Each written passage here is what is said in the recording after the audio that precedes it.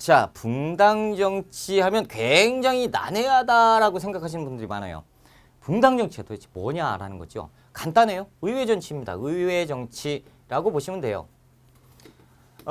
우리 지금 현재도 이 붕당 정치가 이어져 온다고 보시면 됩니다. 정당 정치라는 거죠.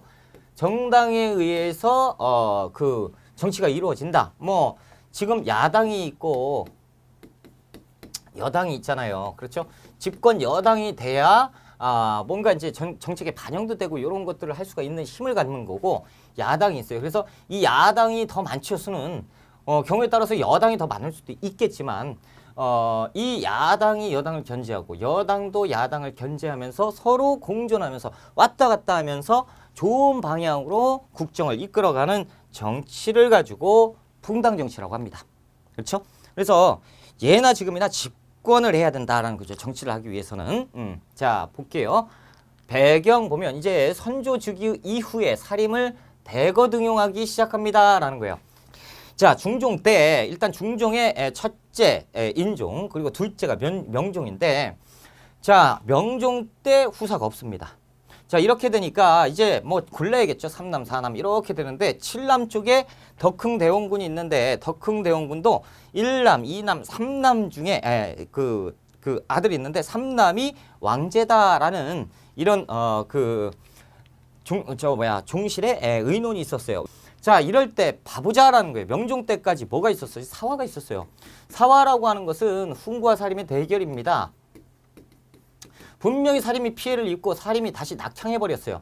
당시에는 대부분이 누구예요? 훈구 세력들이 집권을 하고 있었는데 여기에서 단점이 하나 등장을 하는 거예요. 뭐예요? 시간이 너무 많이 흘러서 훈구와 살림의 그 가장 장단점이 뭐냐면 일단 단점, 훈구는요 공부를 안 했습니다. 자신의 중앙에서 그 부정부패를 일삼고 부정축제를 하다 보니까 후학을 양성하기 하는 것을 등한시했어요. 단 살림은 지방으로 가서 뭐 했습니까? 서원을 만들고 자신들이 훈장이 돼가지고 제자를 양성을 했어요. 그러니까 경우에 따라서 그 중종 때도 그렇고 그 위에 선왕 때도 그렇고 그 김종직, 김일손, 조광조 이런 사람들이 다 살인파란 말이죠. 그러니까 제자를 양성을 했어요. 그러니까 수가 누가 훨씬 더 많겠습니까? 수는 이렇게 많죠. 힘은 이쪽이 많겠지만 훈구파가 이제 나이 들어가지고 자기들의 후학이 없어요. 그러니까 자기들 그 정치를 이을 사람들이 없는 이런 모습에 젊은 선비들이 다 떠나버렸어요. 자, 이런 모습에 이제 명종이 위독해서 이런 일이 벌어지는 거예요. 그러니까 당시에 그렇다고 살림이 다 갔겠어요? 아니죠. 당시에 조금 있었던 중앙정기에 있었던 남아있던 살림들이 그 왕실의 어른들을 만나면서 이쪽으로 이렇게 되는 것이 좋겠다라고 하면서 선조를 왕으로 올리자 이런 움직임이 생길 때 이때 선조는 왕을 하겠냐 안 하겠냐라는 거죠. 왕하기가 싫어요. 왜? 왕 해봐야 뭐 힘도 없고요. 이 중앙이 훈구파 엄청 무섭고요. 그러니까 선조는 왕을 하기 싫어했어요. 게다가 왕의 정통성 문제에서도 7남 중에 첫째도 아니고 3남이야. 그러니까 이제 뭐라고 할까 좀 애매하죠. 그렇죠. 첫째도 아니고 이쪽으로 왔으니까 선조는 왕이 돼봐야 내가 할 수 있는 일 아무것도 없을 것이다 라고 생각을 했을 겁니다. 그때 이제 젊은 청년들 살인파들이 선조를 찾아가요. 여기에서 그 살인 중에 우리가 알 수 있는 사람이 등장을 하니 그것이 류성룡입니다. 류성룡 같은 젊은 선비들이 선조를 찾아가서 대군께서 왕이 되셔야 된다라는 얘기를 하죠. 왜? 대군께서 왕이 되셔서 우리 살림들을 이끌어 주시면 이 부정부패한 훈구 세력을 제거하고 새로운 젊은 그 나라를 만들 수가 있고 선조도 왕과 같은 왕권을 가질 수가 있을 것이다 라는 얘기를 해요. 그래서 선조가 왕에 이제 그렇소? 그럼 제가 왕이 되겠습니다. 대신 경들이 도와주시오. 이렇게 되는 거죠. 오, 알겠습니다. 그러면 다음에 왕에 오릅니다. 오르고 났더니 여지없이 훈구 대신들이 이빨을 드러내면서 왁 하고 있죠. 자, 때를 본 선조는 이제 하나둘 살림을 중앙정계에 등장을 시키죠. 젊은 선비들이 있는데 이 나이든 선비들 이제 훈구파들도 이제 나이 들어서 하나둘 죽고 그리고 나니까 어떻게 됩니까? 왕 옆에 훈구 세력들이 엄청나게 많았는데 살림이 절반 그리고 그 이상 살림이 등장을 하고 남아있는 훈구 세력들이 살림을 공격을 해서 훈구도 없어지는 이런 모습을 보이게 됩니다. 결국에는 뭐예요? 선조가 그 왕위에 앉고 난 이후에 젊은 살인들로 꽉 채워지는 조선이 되는 거예요. 이제 훈구는 자연스럽게 도태됩니다. 그러니까 후학을 양성을 많이 해야 되는 거예요. 그렇죠? 자, 다시 읽어볼까요? 선조 즉위 이후에 사림 세력을 대거 등용합니다. 자신의 정통성 문제도 있고요. 그러니까 자신만의 정당이 필요하지요. 그러니까 사림들이 특히 유성룡 같은 젊고 어진 선비들이 선조 주위에 딱 있으니까 사림 세력을 등용할 수가 있었다라는 거죠. 그래서 결국에는 사림이 정권을 장악하는 이런 모습을 보이게 됩니다. 자, 이 바로 사림들이 선조 때 집권을 하고 그 바로 이전에 뭐가 있었냐면 을사사화라는 게 있었단 말이죠. 그러면 을사사화가 누굽니까? 소윤과 대운의 갈등 중에 소윤이 대운 일파를 몰아내고 그리고 정기를 장악했다라는 거죠. 자, 보세요. 이 소윤, 대윤 이런 사람들이 어떤 세력들이죠?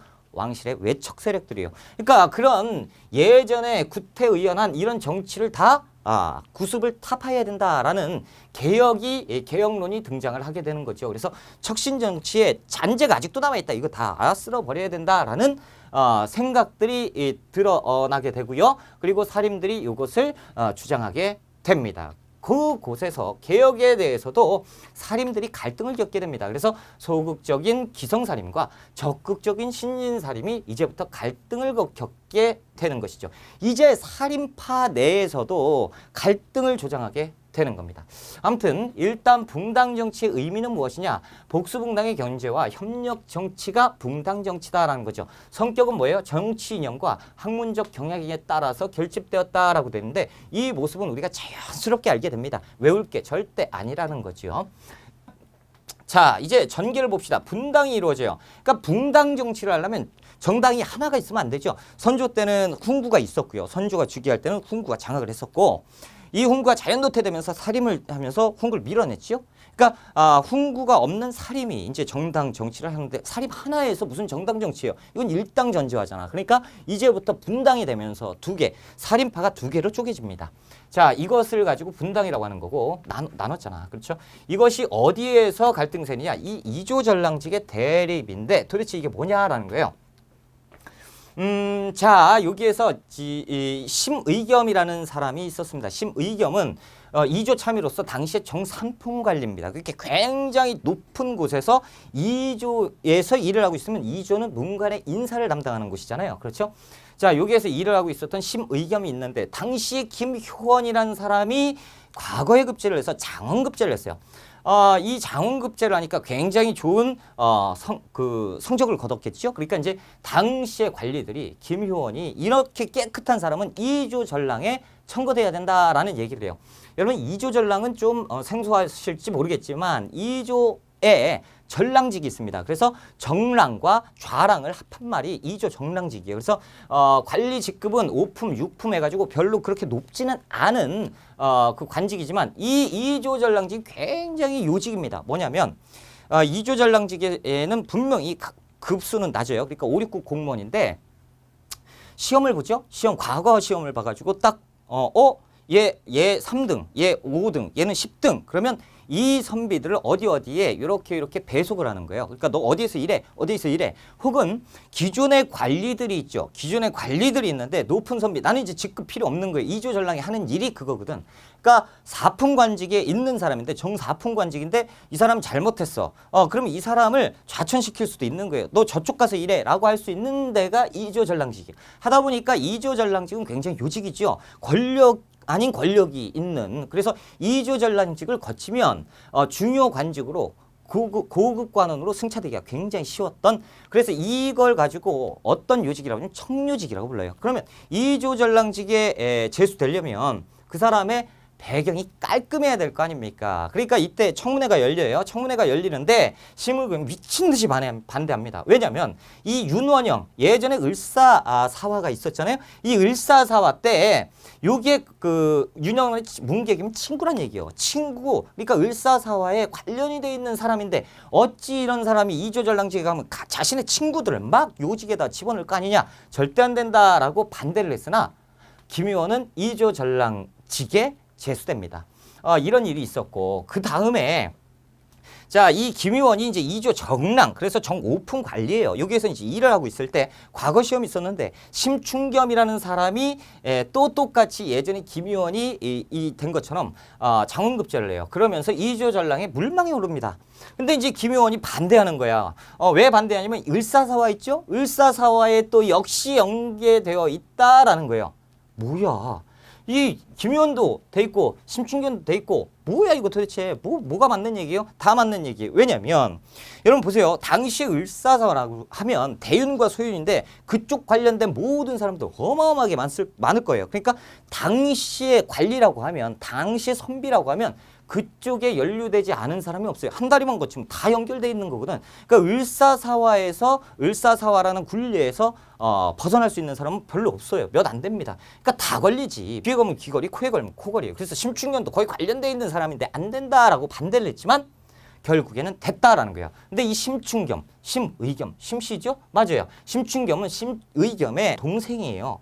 동생이 이 합격을 했으니 김의원이 또 반대하는 것이 당연하지 않겠습니까? 그렇죠? 그래서 이런 문제 때문에 이제 사림이 분열을 하는 겁니다. 그래서 심의겸이 잘했다. 아니다. 김의원이 잘했다라고 하는 세력으로 이렇게 분당이 되는 겁니다. 분화가 돼서 난 심의겸 편, 나는 김효원 편 이런 편으로 가게 되는 거죠. 좀 유치하지만 그렇게 됐다라는 거죠. 자, 그래서 자 보세요. 경복궁을 기점으로 해서 요렇게 심의겸의 편을 들었던 사람들이 대부분 경복궁 서쪽에 살아서 서인이라고 불러요. 참 웃기죠? 그리고 이쪽에 김효원 편이라고 했던 사람들이 경복궁 동쪽에 살았다 해서 동인이라고 부릅니다. 그래서 서인과 동인의 요렇게 분당이 이때 생긴 거고 2조 전랑직의 대립과 갈등이죠. 그래서 여기에 보시면 동인과 서인이 나눠져 있어요. 그래서 동인편 누구예요? 김효원 세력입니다. 자 보세요.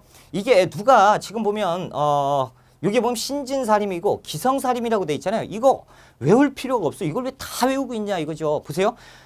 심의겸과 일단은 요거부터 가자. 심의겸과 김효원 있죠. 심의겸, 김효원. 동인과 서인 무조건 헷갈리잖아요. 그러면 어떻게 하냐면 뭐 헷갈려. 자, 심의겸의 시옷이 있잖아요. 그래서 서인이에요. 뭐야? 아니잖아. 동쪽, 서쪽인. 이렇게 외우면 얼마나 편해. 그러면 심의겸은 서인이에요. 그러면 김효원은 동이란 말이죠. 이제 동인, 서인 구분했다. 그렇죠. 누구 편 구분했어요. 자, 그렇다면 여기에서 보자라는 거예요. 자, 맨 처음에 우리가 누가 김효원이 먼저입니까? 심의겸이 먼저입니까? 누가 나이가 더 많았어요? 기억을 더듬어봐. 외우지 말고. 누구예요? 심의겸이잖아. 김효원이 젊은 청년이 과거 합격을 했고 심의겸이 그때 정삼품 관리였다니까. 그러니까 나이가 많을 거 아닙니까? 그렇죠? 심의겸 나이 많죠? 서인이잖아. 서인 어딨어? 서인 나이 많잖아요. 됐지? 이렇게 기억하면 돼요. 이걸 다 외우려고 하지 말고. 그래서 자연스럽게 이렇게 공부하면 됩니다. 심의겸을 중심으로 모였던 서인. 그래서 이 사람들이 나이가 많았겠지. 그래서 기성사림이라고 하고 동인, 김효원이겠지. 그래서 젊은 신진사림이라고 하면 되는 거예요. 그렇죠? 이걸 외우려고 하지 마요. 그래서 그렇다면 벌써 다 끝났어. 동인과 서인. 나이 많은 사람과 젊은 사람 갈렸다라는 거죠. 서인이 기성. 그리고 동인은 그 신진. 그렇다면 누가 더 진취적일까? 이렇게 갈리는 것도 유치하지만 누가 더 좀 진취적일 거예요? 젊은 사람. 그러니까 동인이 조금 진취적이겠죠. 그렇죠? 그래서 공부를 하신 분들은 기억을 하시겠지만 서인하면 신명백음 4대 이게 기성사림이라 그렇다라고 연계를 시키면 딱 떨어진다는 거지. 이거 공부해봐. 뭘 이걸 또, 뭐가 이렇게 복잡해. 공부하다 보면 알게 됩니다. 자, 일단 공부할게요. 자, 동인과 서인을 우리가 구분을 했습니다. 자, 이유는 뭐다? 2조 전랑직, 선조 때 2조 전랑직으로 인해서 분당이 시작됐고 동인과 서인으로 갈리게 되었다라는 거죠. 그래서 이황은 동인, 이인은 서인이라고 기억을 하시면 됩니다. 자, 그리고 동인이 또 갈리게 되는데요. 정열이 모반 사건에 의해서 남인과 북인으로 갈리게 됩니다. 이것도 외울 게 아니에요. 어차피 암기가 됩니다. 조선이라는 나라는 대외적으로 어떤 것? 4대 교린 정책을 전개했다라는 거죠. 이 4대라는 것은 중국을 4대합니다. 그래서 당시에 명나라가 중국이었죠. 그래서 중국, 명나라를 4대하고 명나라 뺀 나머지는 뭐든지 다 교린 정책인데 교린 정책이라고 하면 강경책, 때로는 매질이 필요한 것이고 그리고 때로는 회유책, 이 달랠 필요도 있고 이 강경과 회유를 병행했다라고 하면 교린 정책이라고 부릅니다. 그러니까 상대적으로 봤을 때 우리나라가 명나라 뺀 나머지한테는 우위에 있었다라는 것도 4대 교린 정책에서 알 수가 있는 거죠. 일단 명나라의 4대 했던 정책을 한번 보자라는 거죠. 그래서 이른바 4대 교린이에요. 4대 명나라에 그냥 굽신되면서 우리가 속국으로 있었느냐라는 거죠. 아니다라는 거예요. 우리는 자주적인 실리 외교를 했었다라는 거예요. 그래서 왕권을 안정시키고 국제적인 지위를 확보하기 위해서 이게 무슨 얘기냐면 당시의 국제 질서는 중국에 의해서 이루어집니다. 그러니까 중국에서 니네는 나라로 국가로 인정을 해줄게 라고 해야 이게 국가로 인정을 받을 수가 있는 거예요. 그러니까 이 국가로 인정을 중국에서 인정을 안 했다라고 하면 그냥 오랑캐로 유목민으로 살게 되는 겁니다. 아니면 중국과 전쟁을 하든가 아니면 숙이든가. 그러니까 이 당시에는 중국 중심으로 세계가 돌아갔다라고 해도 과언이 아니었고 우리는 거기에 따라서 중국을 4대했다라는 거죠. 우리가 중국을 4대하고 대신 우리는 안정적인 정치를 할 수 있었고 그리고 국제적으로도 어느 정도의 지위를 확보할 수 있었다라는 거죠. 그런데 이 조선이라는 나라가 중국과 애초부터 4대를 했느냐? 그렇진 못했어요. 왜냐하면 태조 이성계 때 있죠. 태조 이성계 때 태조가 왕이 앉았습니다. 새로운 나라를 건국을 했어요. 그러니까 명나라에게 우리 나라를 인정을 해달라라고 요구를 했지만 한 방에 거절당합니다. 이유는 뭐냐면 태조는 이성계잖아요. 이성계가 너는 웃기는 소리 하고 있어. 너 어찌됐건 위화도 해군이 있죠. 그렇죠. 위화도 해군이 왜 일어났어요? 고려 우왕이 요동정벌 해라. 다시 명나라하고 정쟁을 해라 라고 해서 보낸 거잖아. 그때 어찌됐건 군사를 몰고 위화도까지 왔었잖아. 그래놓고 우리랑 전쟁을 하려던 놈들이 뭐? 지금 와가지고 우리한테 뭐 이렇게 웃기는 소리 하지 마. 그러면서 갈등이 조장됩니다. 게다가 태조 때는 정도전이 추진을 했었던 게 있는데 그것이 요동정벌이에요. 이게 문제가 되는 거야. 그래서 명나라에서는 자 정도전 니들이 우리 또 자 앞에서는 뭐 4대한다 어쩐다 그러더니 뒤에서는 우리 칠라고 이런 생각했었는데 정도전 잡아와. 그러면 용서해 줄게. 라는 얘기를 하죠. 정도전이 여거저것 개혁 정치를 다 하고 있었는데 정도전을 잡아오라고? 잡아오면 어떻게 돼요? 죽이겠다는 얘기인데 그걸 함부로 보낼 수가 있어요? 못 보내죠. 이런 문제들이 있었다라는 거죠. 자, 여진과의 관계도 불편했었고 그러다가 그 다음에 태조의 아들, 5번째 아들 이방원 있죠. 이 태종 때 이 이방원이 왕이 될 수 있는 그리고 왕이 돼서 중국과 관계가 굉장히 좋아져요. 왜 그러냐면 이 정도전 잡아와 했을 때 있잖아. 명나라에. 잡아와 했을 때 태종이 그렇다면 아버지 제가 갈게요. 이렇게 돼요. 이방원이. 그러니까 아들아 네가 가도 되겠냐? 제가 우리 스승님하고 아버지를 구하겠습니다. 그래서 자기가 직접 간다니까? 사절단을 이끌고 가요. 그래서 명나라에 갑니다. 목숨 걸고 간 거죠. 목숨 걸고 가가지고 뭐라고 얘기하냐면 이 모든 것을 다 해결합니다. 딱 가서 해결하는데 제일 잘한 것은 뭐냐면 이 명나라의 이 황제가 있잖아요. 황태자하고 친해져요. 그러니까 이 황태자하고 엄청나게 친해지면서 설득을 해요. 그래서 알았다. 그러면 내가 오해는 풀을 테니까 돌아가도록 해라 라고 하죠. 이렇게 돌아와요. 그래서 이제 적어도 정도전을 잡아와라 이런 얘기는 없었어요. 그러니까 아이고 아들아 잘했다 이러고 있을 때 태종이 조금 있다 왕자의 난 막 일으키고 난리가 나잖아요. 그렇죠? 그때 이 황태자하고 친했던 이 황태자가 명나라 황제가 됩니다. 그리고 우리도 태종 이방원이 왕이 되는 거예요. 그러니까 태종이 가서 친구야. 이제 친구야가 아니구나. 폐하 그러면서 숙이게 되고 자연스럽게 친교 관계가 형성이 되는 거예요. 그러니까 이때부터 4대 관계 체결이 됐다고 보시면 됩니다. 그래서 태조 때는 별로 안 좋았는데 그의 아들 태종 이후에 우리는 4대 관계 체결이 되었다라는 거죠. 그래서 왕조의 정통성도 인정을 받았고요. 그리고 친명 정책을 편안하게 할 수가 있었다라는 거예요. 단지 세계 질서에 의해서 4대 관계를 체결했을 뿐이다라는 거예요. 자, 교린 정책, 여진과 일본과 동남아시아가 다 있는데요. 일단 여진을 봅시다. 여진족, 이게 여진 따위야. 그렇죠? 이것이 조선의 생각이었고 당시의 강경책, 여진이 자꾸 쳐들어오죠. 그러니까 어떻게 했어요? 정벌해버려요. 그럼 어떻게? 사군육진, 그렇죠? 사군육진. 자, 이렇게 이제 어느 정도 때렸으면 달래줘야 돼요. 그래서 회유책, 귀순도 장려합니다. 자, 우리가 그렇게 무식한 나라가 아니다. 니들 이쪽에서 우리나라에서 살고 싶다면 우리가 귀순을 받아줄 수 있다라는 거죠. 그러니까 우리나라 조선 사람으로 해줄게라는 귀순도 장려를 했었고요. 그리고 이제 일정 부분 경원, 경성 요쪽 지역에 무역소를 설치해서 우리나라하고 여진 니들도 무역을 할 수 있게 해줄게라는 무역소도 설치를 해줬습니다. 태종 때. 북평관도 설치해주고요. 그래서 일정 부분 사신이 왔을 때도 우리가 극진이는 아니지. 극진이라는 단어는 그 아래의 사람이 윗사람을 대할 때고 잘 대접했다라는 정도. 그렇죠? 북평관을 설치해줘서 이렇게 했다. 그리고 경우에 따라서 우리가 사근육진을 해서 최윤덕과 김종서를 보내서 우리의 영토를 확장을 시켰고요. 자, 그리고 북방을 개척했습니다. 백성을 이사시키는 거예요. 백성을 이주시키는 정책, 3인 정책인데 이쪽 동네에 가면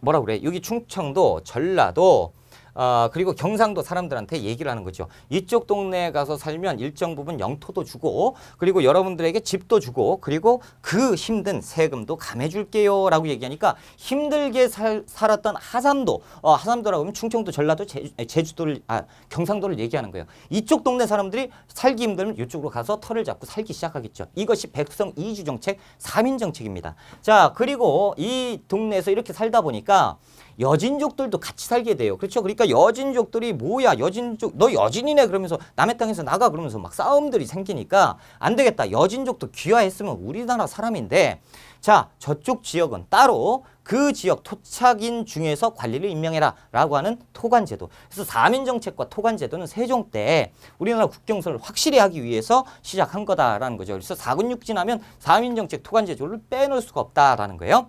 자, 일본과의 관계도 우리가 기억을 하셔야 됩니다. 자, 일본은 일단 대마도를 정벌해요. 해요. 누가? 세종 때 이종무가. 그렇죠? 그래서 대마도를 다 가서 정벌을 하고 우리 땅 탁 깃발 꽂았습니다. 자, 그리고 나서 세종 때 일본 놈들이 엄청 울어요. 그러니까 삼포를 개항해 줍니다. 그래서 세 개 항구를 개항을 해줘요. 부산포, 제포, 연포를 열어서 이쪽 동네에서만 무역할 수 있게 해줄게, 허락해 줄 테니까 이쪽에만 와서 노라라는 얘기를 해주고요. 그리고 세종 때 계약조를 체결합니다. 세견선 50척 그리고 세사미도 200석. 이게 뭐냐면 여러분 보세요. 어차피 조금 이따 다시 또 설명을 해드립니다. 대마도가 여기 딱 있어요. 일본이 있고. 그러니까 대마도하고 일본하고 우리가 여기를 딱 중간을 지면 대마도 딱 우리 땅에 가까워. 이 일본 놈들이요. 이 일본 본토에서요. 이 대마도를 버린 땅이에요. 대마도 신경 안 씁니다. 중앙정부에서 일본 대마도는 신경을 안 써요. 무슨 지원이 있는 것도 아니고 아무것도 없어. 그러니까 이제 대마도에 살고 있는 일본 사람들은 엄청 열받아요. 일본 사람임에도 불구하고 일본의 어떠한 지원도 못 받으니까 얘들이 도적질을 하기 시작하는 겁니다. 그래서 얘들이 도적질을 해요. 그래서 이것을 가지고 외구라고 부르는 거예요. 외구. 일본 놈들을 얘기할 때 왜라고 부르는 거, 일본의 해적들을 얘기할 때 외구라고 부르는 겁니다. 자, 외구의 근거지가 어디냐면 이 대마도예요. 대마도. 그러니까 여기 와가지고 사람들 약탈하면 그냥 뭐 훔쳐가기만 하면 다행인데 와가지고 사람까지 죽이고 먹을 거 훔쳐가고 막 이렇게 되니까 사람들이 하삼도에 살기 힘들어. 전라도, 경상도까지 매일 와요. 그러니까 안 되겠다. 그래서 이적물을 시켜서 여기를 털어버리는 거 아닙니까? 그렇죠? 그런데도 불구하고 또 외구가 여기에서 들끓어요. 얘들이 왜 들어와요? 딱 목표는 딱 하나예요. 식량입니다. 먹고 살 게 없어요. 저 섬에서 뭐가 먹고 살 게 어느 정도 있겠습니까? 식량이 없으니까 막 도적질하러 오는 거잖아요. 그래서 세종이 그러지 마라. 니들을 위해서 이 불쌍한 왜구들을 위해서 우리가 내가 그러니까 왕이 직접 얘기하는 거죠. 내가 니들한테 먹고 살 수 있는 쌀, 콩 이런 것들을 하사하마라는 거예요. 말 그대로 세사미두는 우리 조선에서 이 일본 이 대마도 애들한테 하사하는 거예요. 콩과 쌀을. 그래서 200석을 하사를 하고요. 그리고 세견선이라고 하면 무역선이에요. 무역선 50척 왔다 갔다 할 수 있게 허락을 해주겠다라는 거죠. 그러니까 실질적으로 당시에 대마도 사람들은요. 분명히 일본 사람임에도 불구하고 일본 왕 필요 없다 이거예요. 조선 사람, 조선 왕을 자신의 왕처럼 떠받들었던 게 대마도 사람들이에요. 대마도, 오케이, 이렇게. 그리고 우리가 세사미도 하면 우리가 하사한 겁니다. 자, 동남아시아와 관계가 있는데요. 동남아시아는 류쿠, 시암, 자바, 요런 쪽인데 지금 이제 동남아시아 있잖아요. 인도네시아나 뭐 이런데 다 얘들은 우리를 조공을 바쳤다라는 거예요. 특산품을 가지고 와서 우리에게 바쳤습니다. 그러니까 우리가 삼국으로 있었던 나라입니다.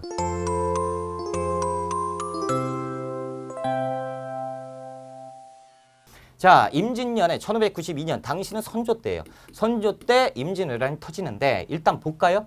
자, 선조 바로 직전에 명종 때는요. 명종 때 뭐가 터지면 이 임꺽전에 많이 터져요. 임꺽정. 그래서 황해도 지역에 도적대들이 엄청나게 많았고 이 임꺽정을 잡기 위해서 관군이 명종 때 관군이 이렇게 갔는데도 불구하고 이거를 평전하는데 굉장히 오랜 시간 걸렸어요. 임꺽정이 도대체 어떤 도적놈이냐라는 거죠.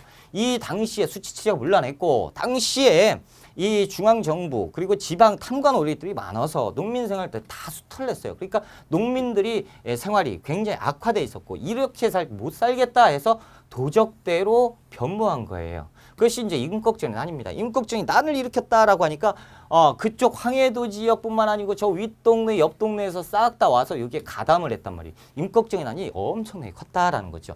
이런 것들이 지금 뭘 나타내주고 있어요? 지금 조선의 정치가 완전 문란해졌다라는 거죠. 조선의 그 백성들을 향한 수탈이 극에 달했다라는 것을 보여줍니다. 자, 선조 때. 자, 전개 봅시다. 전쟁이 터지는데요. 이 일본은요, 막부 시대입니다. 전국 시대였어요. 전국 시대라고 하는 것은 무엇이냐면 여기에 쪼개가지고 사무라이들이 그러니까 예전에 우리 무신정변 있죠? 무신정변. 그리고 신라 말에 우리가 지방 호족들이 득세했을 때 하고 똑같다고 보시면 돼요.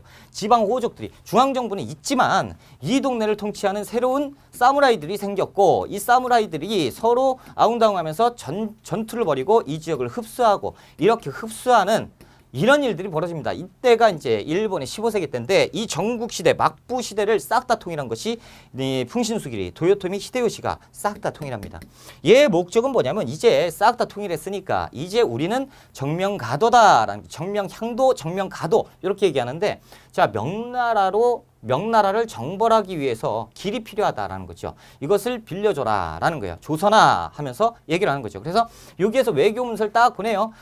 당시에 일본 정부에서 외교 문서를 조선 정부에 중앙정부에 이제 전달을 할 때 제일 편한 게 이제 대마도주예요. 그래서 대마도주는 우리나라하고 친하잖아요. 그렇죠? 조선하고 친하니까 대마도주를 시켜요. 야, 여기 가서 저것 좀 보내. 국서를 딱 봤어요. 그랬더니 뭐예요? 길 안 열면 죽이겠다는 얘기예요. 전쟁을 하겠다는 얘기예요. 협박이에요. 그래서 대마도주가 이건 안 되겠다. 그래서 이 외교 문서를 싹 다 조금 고칩니다. 그래서 뭐라고 고치냐면 이 일본은 지금 현재 도요토미 히데요시다 나는. 근데 우리가 전국을 통일했으니 상국으로서 우리나라의 이 정권을 인정해 달라라는 이 편지의 서신 내용으로 고쳐요. 그러니까 이제 이 조선에서 누구예요? 선조죠. 선조가 아주 이 쬐깐한 나라에서 뭐 어떻게 이런 나라 정권 인정을 해달라고 좋다 사절단 꾸려. 그래서 정사 황윤진과 부사 김성희를 보냅니다. 그러니까 이들은 어떤 생각으로 가요? 상국으로 가서 딱 일본에 가가지고 일본 애들한테 어이 야 니네 정권이 이렇게 바뀌었다며 내가 인정해줄게 라고 하고 극진히 대접받고 돌아올 걸 예상을 했는데 가자마자 도요토미 히데요시가 야 가져왔어? 뭐 항복문서 길 열어주겠다는 그 친서 갖고 왔냐고 이 얘기를 해요. 그러니까 뭔 소리야 깜짝 놀래지.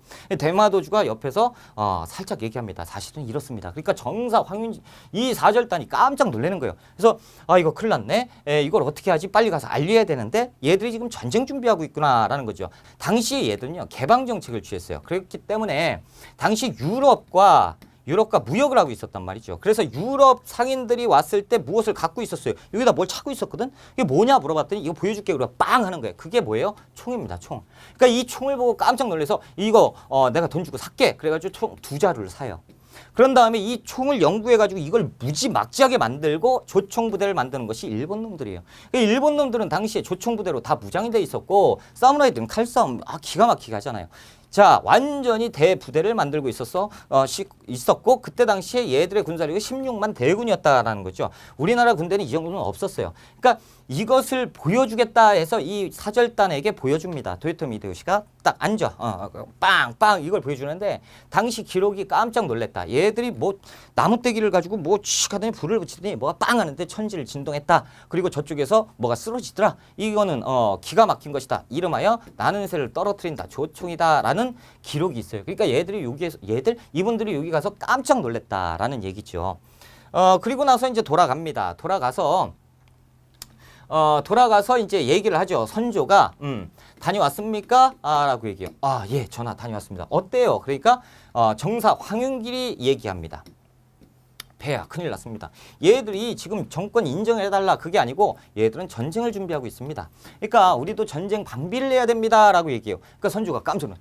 이거 큰일 났네. 이거 큰일 났어. 어떻게 합니까? 우리 방비할 수 있습니까? 라고 얘기해요. 그러니까 이 선조 황윤길의 말 한마디에 선조가 움직이는 거예요. 그러니까 김성일이 자, 경은 무슨 말을 대신은 무슨 말을 그렇게 하시오? 전하 아닙니다 라고 해서 반대를 내요. 김성일이 얘기합니다. 거꾸로 얘기해요. 전쟁 그따위 거 없습니다. 그리고 전쟁이 만약에 일어난다 하더라도 얘들은 쬐깐한 애들이 무슨 전쟁을 하고 우리는 다 방어할 수 있다라는 얘기를 해요. 그러니까 전쟁의 전자도 꺼내지 마라 라는 얘기를 합니다. 그러니까 선조가 여기에서 그럼 그렇지 어디 일본 놈들이 전쟁을 하겠습니까? 라고 하면서 이 김성일의 손을 딱 들어줍니다. 이게 지금 엉망진창인데 자, 김성일한테 나중에 유성룡이 가가지고 물어봐요. 저 부사께서는 그게 확실히 전쟁이 안 날 거라고 보십니까? 라고 얘기하니까 바로 뭐라고 하는지 아십니까? 아니요, 전쟁이 날 겁니다. 근데 왜 그렇게 얘기하냐? 라고 얘기를 하죠. 그러니까 이 황윤길은요, 당시에 서인입니다. 서인인데 선조가 서인의 얘기를 딱 들으니까 선조가 움직인다라는 거죠. 나는 동인인데 그러면 안 될 것 같아서 일단은 반대했소. 라고 얘기를 하는 거예요. 이게 지금 말이 됩니까? 이게 아이고, 하여튼 이렇게 돼서 근데 이제 조금 아이러니한 거는 유성룡도 동인이에요. 그러니까 유성룡도 이 얘기를 이거 듣고 깜짝 놀래요. 그러면 이제 지금 전쟁 난다는 얘기 아니냐라는 거죠. 선조는 어떤 생각하고 있어요? 야, 전국에 방을 붙여라 라는 거죠. 전쟁은 없다. 그러니까 전쟁의 전자도 꺼내면 이거는 전쟁의 정자라도 꺼내면 이 사람은 역모로 간주하겠다라고 해서 여기 하삼도 집중적으로 해가지고 방을 붙입니다. 정신 나간 거죠. 왜냐면 당시에 일본 놈들은요. 여기 왜구 있죠. 왜구. 왜구 말고 외놈들까지도 배를 타고 와서 매일 하루가 멀다 하고 와가지고 사람들 다 죽이고 와요. 웃기는 거는 죽이고 가는데 약탈을 안 해요. 그러니까 뭔 소리냐면 보통 외구들은 와가지고 식량 찾는다고 죽이고 식량 가지고 도적질을 해야 되는데 얘들은 배가 쫙 와요. 일본 배가 쫙 오고 한 10대 명이 싹 오는데 얘들이 와가지고 쫙 해서 꺼내가지고 사람들만 땅땅땅 조총으로 쏘고 들어간다니까. 도망가고 쏘고 도망가고. 그러니까 이 사람들은 우리의 이제 백성들은 하삼도의 주민들은 일본 놈들이 이 조총을 가지고 있다는 걸 먼저 봤어요. 체험을 다 했거든. 그러니까 이 조총의 무서움을 다 알고 있었고 일본 놈들이 조금 있다가 올 것이다. 왜 이 일본 놈들은 이런 일을 했었냐면 테스트한 거예요. 자, 여기에서 가가지고 총으로 딱 놓고 사람을 빵 죽였을 때 몇 놈이 쓰러지고 그리고 이 총을 쏜 그 이후에 얼마간의 시간이 지났을 때 관군이 들이닥치고 이런 거 계산 다 한 거예요. 그리고 얘들은요. 이 얘기가 이제 전쟁이 어쩌고저쩌고 얘기가 나오고 동인 쪽에서 이게 서인 쪽에서 이제 난리가 났었죠. 그래가지고 이 전쟁 준비해야 된다. 우린 전쟁 날 것이다. 그러니까 전쟁에 대해서 방비해야 된다. 그래서 장군들을 불러가지고 얘기를 하는데 이때 당시에 신립장군이 당시에 어떤 사람이요 고려 시대에 최영과 이성계 같은 사람이에요. 완전히 최고의 장수로 꼽히는 사람이 신립이었는데 신립 장군한테 얘기합니다. 만약에 일본 놈들이 쳐들어온다면 얘들이 조총이라는 걸 갖고 있는데 이 조총이라는 걸 갖고 있는데 얘들이 쳐들어온다면 우리가 방어가 되겠소? 라고 얘기하니까 신립 장군이 껄껄껄 웃으면서 얘기하죠. 야, 이게 말도 안 되는 소리 하지만 참 얘들 이 쬐까란 것들이 조총 웃기지 말아요. 니들이 조총을 알아? 나는 조총을 다 알아. 조총이라는 거는 일단 총에다가 막 이렇게 닦아야 돼요. 구멍에다 닦고 그리고 화약 집어넣고 총에다 탄 집어넣고 화약 집어넣고 심지에다 불 붙이고 쫙 해가지고 기다렸다가 팡 쏘는 건데 이 시간에 우리나라에 활로 한 방 맞추는 것이 훨씬 더 빠를 것이다 라는 얘기를 하죠. 이것들 와봐야 우리의 그 활, 창 이런 걸로 그냥 끝난다라고 하지만 얘들이 바보입니까? 얘들은 3개의 부대를 1조로 만들었어요. 그래가지고 어떻게 하냐면 일단 총 딱 해서 준비된 사수로 발사 그러잖아. 그럼 빵 쏩니다. 그럼 이제 막 해야 되잖아. 그러니까 빵 쏘는 순간 1열이 앉아요. 그러면 2열이 거기에서 준비하고 딱 빵 쏩니다. 그러면 1열이 이 2열이 앉아있을 때 1열은 막 해가지고 씻고 닦고 막 해가지고 탄약 넣고 막 그럴 거 아니야. 그러면 2열이 빵 쏘고 나서 2열이 또 앉아요. 그럼 3열이 거기에서 빵 쏩니다. 그리고 3열이 앉아서 막 이거 정비하고 있을 때 1열이 다시 일어나서 빵 쏘죠. 다시 얘기하면 이거 기관총이라고. 빵빵빵빵 이렇게 되는 그 일본의 활약 화력을 애들이 연습을 다 했다고. 그러니까 단점까지 다 보완해놓고 전쟁 준비를 하고 있었는데 우리나라는 뭐예요? 동인과 서인이 나뉘어서 어심을 얻겠다고 거짓말하고 전쟁 준비 안 하고 그러니까 전쟁에 전자도 꺼내지 마라 방이 붙으니까 무슨 일이 벌어지냐면 이 하삼도의 주민들이요. 야, 이 나라는 끝났다. 좀 있으면 일본 놈들이 전쟁을 하고 올 것이다. 백성들이 더 먼저 알아. 그래가지고 이 짐 꾸려가지고 이사를 간다니까. 이런 일들이 벌어지는 것이 당시 상황입니다. 그러니까 이때 군인들이 여기에 이제 이 기록에는 뭐라고 나오냐면 이쪽 지역에 장수로 부임됐어요. 그래서 가봤더니 백성들이 얼마 없더라라는 기록이 있을 정도로 다 이동을 했었다고. 그때 당시에 일본 놈들이 가만히 있어봐. 얘들 뭐 하는 애들이야? 항복문서 달라 그러니까 뭐 대꾸가 없네? 안 되겠다. 야 가자. 그래서 16만 대군이 쳐들어옵니다. 이것이 한 방에 쳐들어오는 것이 이게 임진왜란이에요. 자 보세요. 전쟁이 터집니다. 그래서 일본의 도요토미 히데요시가 조선을 침략하지요. 20만인데 원래는 16만이에요. 근데 제가 그냥 그 반올림해서 20만이 쓴 거고 16만이 쳐들어오게 됩니다.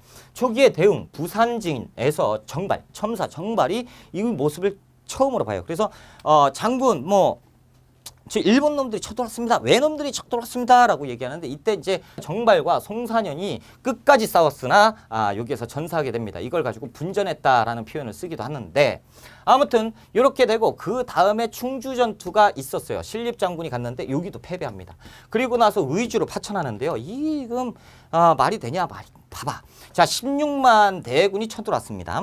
16만 대군이 이렇게 밀고 왔는데 자, 여기에서 우리가 시험과 관련 있는 걸 일단 하자고. 자, 부산진에서 첨사 정발이 전사했고요. 그 다음에 동래성에서 송상현이 분전했으나 끝까지 싸우다가 전사했다라는 거. 그래서 정발, 송상현, 부산진, 동래성이 함락당했다라고 하면 이건 임진왜란의 시작으로 보시면 되겠습니다.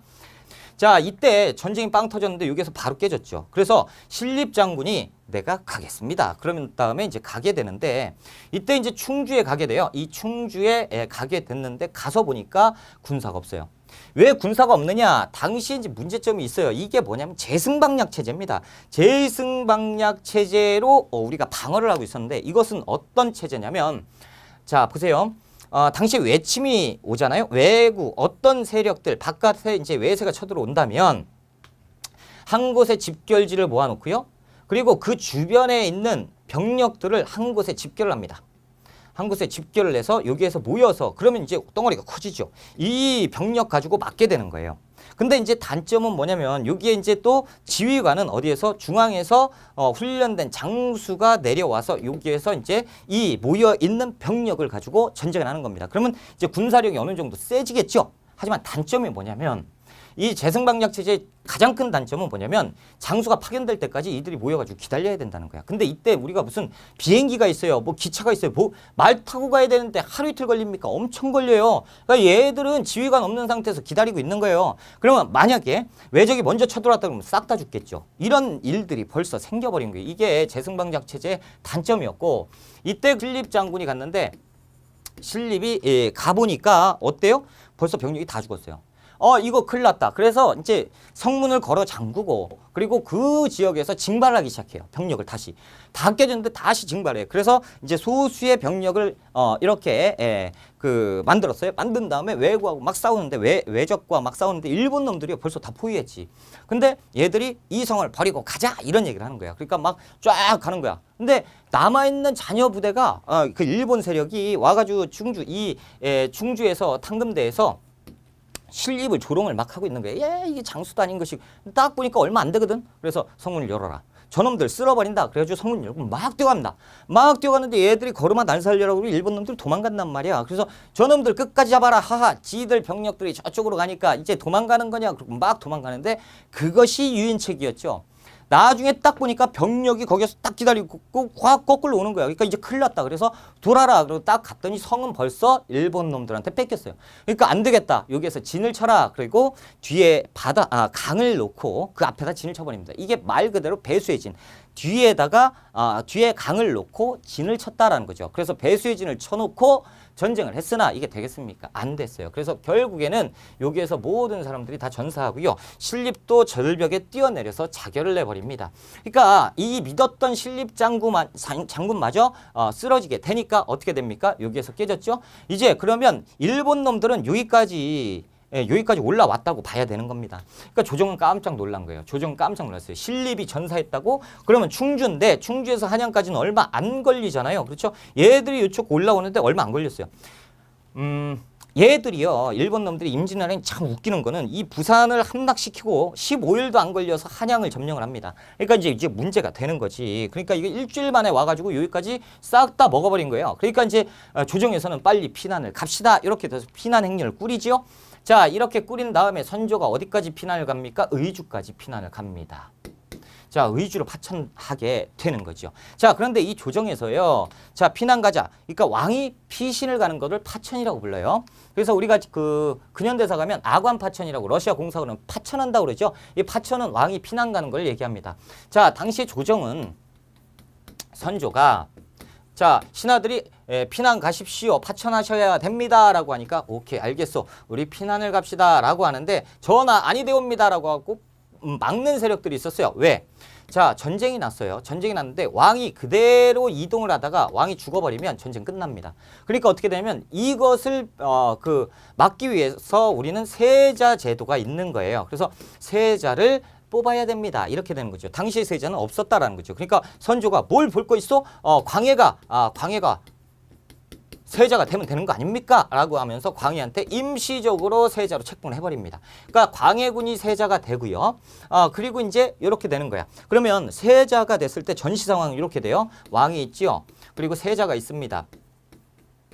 자, 조정은 누구 중심으로 돌아가죠? 왕 중심으로 돌아갑니다. 모든 권력이 다 왕에게 나와요. 이게 평상시고 전쟁이 빵 되면 조정을 둘로 나눈다 해서 나눌 분조를 써서 분조라고 하는데 조정을 빵 나눕니다. 그래서 이쪽 부분은 세자가 지휘하게 됩니다. 그러니까 왜 이런 일이 있냐면 전쟁이 터졌죠. 왕이 죽더라도 이쪽에 조정이 따로 있잖아. 그러니까 이걸 방비하기 위해서 이런 제도가 있는 거예요. 그래서 분조를 해서 가기 이제 피난 가기 시작하죠. 그래서 5월 달에 평양으로 파천을 했어요. 그래서 여기에서 이제 멈춰가지고 하려고 그랬더니 얘들 벌써 한양 점령해 버렸어. 빨리 도망가야죠. 그런데 이때 도망갈 때요. 왕이 이제 그 성을 버리고 이제 도망을 가잖아. 그러니까 서울에 있는 한양 사람들이 이 선조의 길을 막습니다. 경복궁을 벗어나서 이 도망을 가자 그래서 가마 타고 막 가니까 아니되옵니다 전하 그러면서 백성들이 울고불고 난리 피니까 선조가 길을 터라. 라고 얘기하죠. 저희를 죽이고 가십시오. 막 그러니까 선조가 가자. 이렇게 되죠. 그럼 이 백성들 싹 다 목을 치고 간다니까 이렇게 도망을 가는 거예요. 왕이 도망가니까 이 백성들이 열받죠. 그러니까 어떻게 하냐면 이 백성들이요. 경복궁을 불질러 버립니다. 그러니까 이게 엉망이야. 경복궁은요. 일본 놈들이 불질르는 게 아니고 우리 백성들이 불질르는 거예요. 왕이 주인이 우리는 왕밖에 믿을 사람이 없는데 백성을 버리고 도망을 가? 이런 자, 그래서 5월 달에 평양으로 피신을 갔는데요. 여기에서 이제 더 올라가야지. 그래서 더 올라가자. 그래서 이동을 하는데 의주까지 이동을 하는데요. 이 평양에서 광해군이 세자가요. 전하는 피하십시오. 제가 전하의 길을 어느 정도 피난길을 막겠습니다. 세자. 역시 세자 잘 뽑았다는 거죠. 나는 이동을 할 테니 네가 끝까지 방어해라. 라고 하면서 이 세자가 가지고 있는 반쪽의 병력 있죠. 이걸 가지고 역으로 광해군은 외적을 막기로 합니다. 그러니까 이때 이 백성들 민심은요. 선조 있죠? 선조는 왕이잖아. 왕인데 우리를 버린 왕이에요. 그러니까 우리도 버리겠다라는 거야. 그러니까 왕 같지도 않은 왕인데 세자가 그나마 우리의 왕이다. 실질적인 우리의 왕이다. 우리를 지켜주러 세자는 다시 돌아오고 계신다 하면서 여기에서 이제 광해군이 막 뜨게 되는 거예요. 오히려. 그러니까 선조는 이런 왕 같지도 않은 사람인데 왜냐면 여기에서 이제 가면서 강이 보여요. 그래서 이제 피난 행렬을 막 하고 있는데 선조가 강이 가자. 그러니까 이제 백성들이 왕 먼저 도망가라고 이동하라고 길을 열어주고 배를 먼저 실어가지고 보냈어요. 근데 배가 안 돌아옵니다. 왜? 강을 딱 건넌 선조가 불질러 이렇게 되는 거죠. 그래서 불질러요. 왜냐하면 강을 이렇게 건넜죠. 자신들은 건넜어요. 그러면 이 강을 못 건널 거 아닙니까? 그러니까 외적의 길을 조금 끊기 위해서 여기에서 불질러 버립니다. 어이가 없죠. 백성들이 이거 울고불고 난리예요. 그러니까 이게 왕처럼 보이겠습니까? 이게 선조였어요. 선조. 자, 아무튼 선조가 의주로 파천을 했는데요. 의주로 파천을 하고 이 옆에는 뭐예요? 명나라죠. 이제 명나라까지 이동을 하려고 했는데 명나라에서 가만히 있어보자. 야, 좀 이상해. 왜요? 얘들이 이 일본 놈들이 이렇게 이제 침략을 했어. 그래서 전쟁이 시작됐는데 도성을 그러니까 이제 그 한 나라의 국가의 수도가 보름도 안 돼서 이렇게 점령당했다? 이거 좀 이상하지 않아? 그러니까 명나라에서 뭐냐면 이 조선이 다른 마음을 품은 것 같아. 아무래도 조선이 이 일본 놈들하고 편을 먹고 길을 그냥 터주지 않으면 이런 일이 있을 수가 없어 라고 의심을 사겠죠. 그러니까 명나라에서 의주까지 피난 온 선조. 선조가 뭐라고 하냐면 나는 여차하면 명나라로 넘어갈 거야 라는 생각으로 의주까지 갑니다. 근데 못 갔어요. 왜 못 갔냐면 선조가 의주에서 일부러 안 간 게 아니고 자, 배를 구해와라 라고 했는데 배가 없어요. 왜냐면 명나라에서 이런 생각을 했기 때문에 가만히 있어봐. 얘가 지금 넘어온다면 조금 문제가 생길 수 있어. 일단 묶어둬야 돼. 그래서 압록강 근처에 있는 배를 싹 다 불질러 버려요. 그러니까 이동수단이 전혀 없어요. 그래서 여기에서 멈추게 되는 것이 의주, 선조와 선조를 따랐던 관리들이 여기에서 멈추게 되는 겁니다. 어이가 없죠. 그렇죠? 그리고 광해군은 이 길로에서 의병을 모집하면서 왜구를 잡기 시작합니다.